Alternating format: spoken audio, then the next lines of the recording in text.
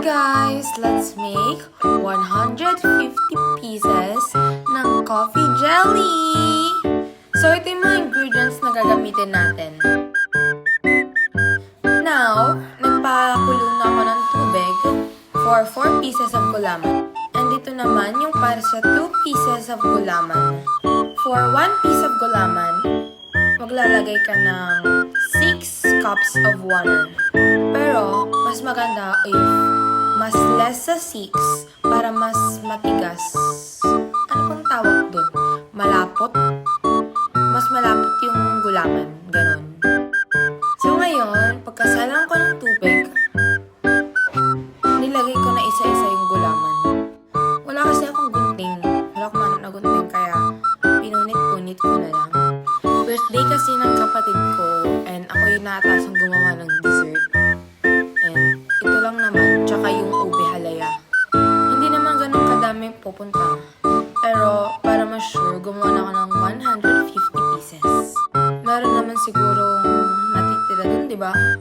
Pagkahulog mo pala ng gulaman, ihalo-halo mo siya para walang mamuubo o ganun. As you can see, nagsaing pa lang kami niya. Para sa mga ipapakain dun sa nagkatay ng baboy. Ipagpatuloy mo lang yung paghalo-halo para sure ka na walang mamuubo. After nun, tsaka mo na ilagay yung kape.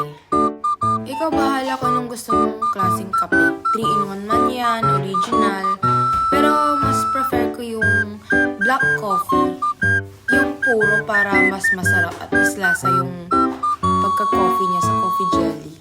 So ayun, ihalo-halo mo lang. Tsaka huwag kang mapapagod na maghalo-halo. Part na yan sa ating buhay. So yun, dinatagdagan ko pa ng kape kasi hindi pa ako satisfied dun sa nilagay ko. Binilang ko pa kung ilan may natitira kasi uubusin ko talaga yung isang box ng Mr. Gulaman. Ayun, itabi natin yung kape. Kasi syempre gagamitin natin yan ulit mamaya. After nun, lagyan natin ng sugar syempre para hindi masyadong mapait.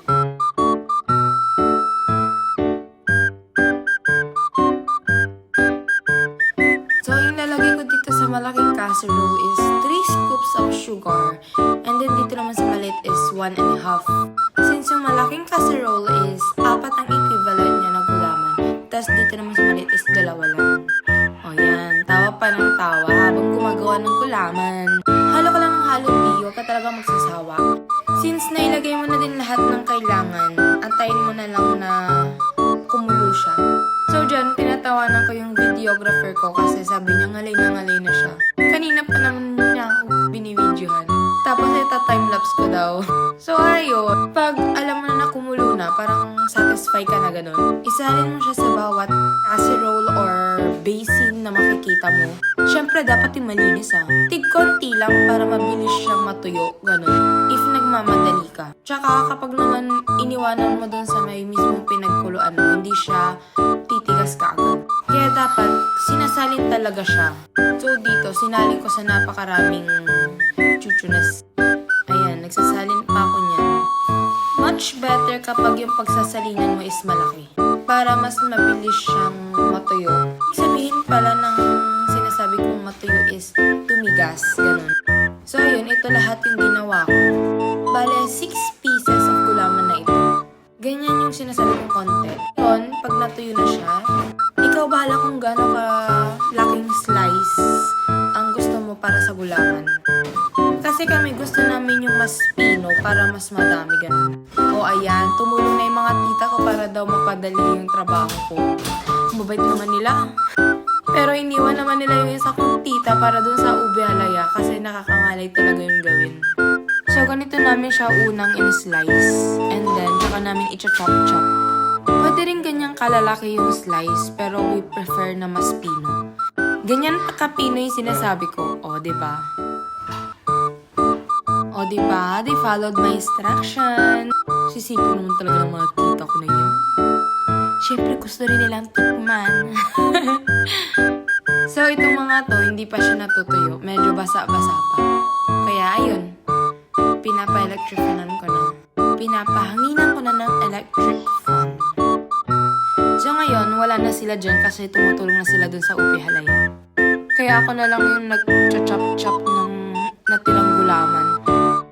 So guys, ito na yung second batch ng gulaman. Ayun na yung first batch na na-chop-chop. So here's the result. Nilipat namin siya sa mas malaki na basin. Since hindi kasi siya magkasa dun sa basin na pinaglagyan ko kanina.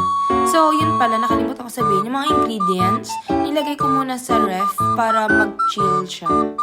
Much better kasi kapag chilled yung ingredients mo. So ngayon, wala talaga kaming gunting. Hindi talaga mahanap yung kutsilyo na yung ginamit namin. So ayun, ang ginamit pala naming nestle cream dito is 3. And then, 2 ata o 3 cream densada. Tsaka 6 na condense. As you can see, oh, diba? Nagkukwentuhan yung mga tita-tita ko sa likod. Dumating kasi yung tita ko na galing Bulacan. Ngayon lang ulit sila umuwi. And naalala ko, yung can opener namin na yun pala namin sa Baguio. Kaya yan, minamano-mano ng tito ko na buksan yung mga can gamit ang kutsilyo.